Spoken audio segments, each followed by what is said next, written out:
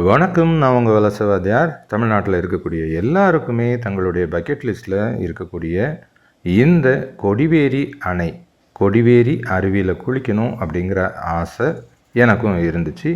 இந்த சம்மரில் அது நிறைவேறிச்சு. நிறைய தடவை அந்த வழியாக போயிருந்தாலும் அங்கே இறங்கி குளிக்கணும், அந்த இடத்த பார்க்கணும், ஃபோட்டோ எடுக்கணும் அப்படிங்கிற ஆசை நிறைவேறாமலே இருந்துச்சுங்க.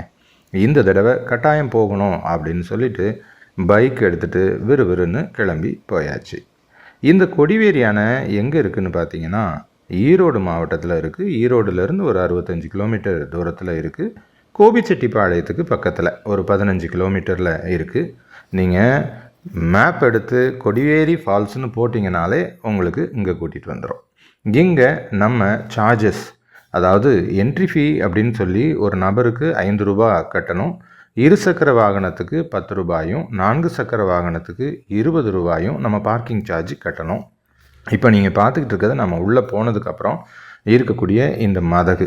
இந்த செக் டேம் மூலமாக தண்ணியை தடுத்து இங்கேருந்து இந்த மதகுகள் மூலமாக பாசனத்துக்காக அனுப்பி வைக்கிறாங்க. சரி, குளிக்கிறதுக்கு இருக்கக்கூடிய இடத்துக்கு நாம் வந்தாச்சு. ரொம்பவே நீளமாக விசாலமாக இருக்குது. குளிக்கிறதுக்கு தகுந்த மாதிரி உங்களுக்கு அங்கே கம்பிகள் எல்லாமே தடுப்பு கம்பி வேலிகள் கட்டி வச்சுருக்காங்க. அதை பிடிச்சிக்கிட்டு குளிக்கலாம். ஆண்கள் பெண்கள் தனித்தனியாக குளிக்கிறதுக்கு அப்படின்னு சொல்லி அதில் மென்ஷன் பண்ணி வச்சுருக்காங்க. ஆனால் யாரும் அதை கேட்குற மாதிரி தெரியலை. குடும்பமாக வரும்போது ஒன்றா இருந்து குளிக்கணும் அப்படின்னு நினைப்போம் இல்லையா? அதனால் எல்லாரும் அவங்களுக்கு பிடித்தமான இடத்துல இருந்து குளிக்கிறாங்க. ரொம்பவே டீசெண்டாக ஒரு குடும்பமாக வந்தோம் அப்படின்னு சொன்னால் ஆண்கள் பெண்கள் குழந்தைகள் முதியவங்க யார் வந்தாலுமே நல்லபடியாக நின்று குளிக்கிறதுக்கு ஏற்ற மாதிரியான அமைப்பு இருக்குது. கொஞ்சம் அங்கங்கே வழுக்குது, அதனால் அந்த தடுப்பு கம்பிகளை பிடிச்சிக்கிட்டே போகிறது நல்லது. கொஞ்சம் பாதுகாப்பாக இருந்துக்கலாம். இதை பொறுத்தவரையெல்லாம் 1125 கிபி 1125 சோழர்கள் காலத்தில் இது கட்டப்பட்டதாக சொல்லப்படுது. அதுக்கப்புறம் வந்த மைசூர் மன்னர்கள் இதை கொஞ்சம் விஸ்தீகரித்ததாகவும் சொல்லப்படுது. ரொம்பவே பழமை வாய்ந்த இடமா இது கருதப்படுது. கொடிவேரி அப்படிங்கிறது கொடி வரி, அதாவது புலிகளுடைய வரி அப்படின்னு சொல்லி புலிகள் வாழ்ந்த இடமா இது கருதப்படுறதுனால அப்படி சொல்லப்படுது. இந்த இடத்துல தண்ணி எவ்வளவு ஆர்ப்பரித்து விழுது பார்த்தீங்களா? ரொம்ப சூப்பராக இருக்குது. அப்படியே மசாஜ் பண்ணி விட்ட மாதிரி இருக்குது. அந்த இடத்துல ஒரு குளியலை போட்டுட்டு அப்படியே கிளம்பிட்டோங்க.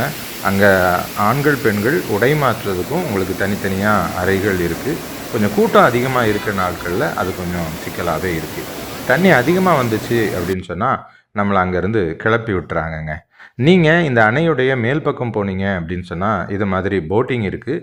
சீசன் காலத்தில் இந்த பரிசல் மாதிரி இதில் நீங்கள் அழகாக குடும்பமாக போட்டிங் போனீங்கன்னா ரொம்பவே சூப்பராக இருக்குங்க. எல்லா நாளுமே தண்ணி வரும். இருந்தாலும் சம்மர் டயத்தில் கொஞ்சம் விசாரிச்சுட்டு போகிறது நல்லது.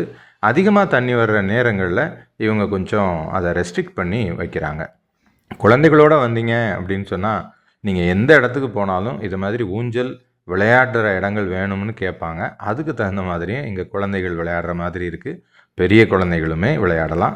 அங்கே ஓரமாக இருக்கக்கூடிய அந்த இருக்கைகளில் உட்காந்து நீங்கள் இந்த அணையுடைய அழகை பார்த்து ரசிக்கிற மாதிரிலாம் இருக்குதுங்க. அதனால் என்ன, கிளம்பிட வேண்டியதானே?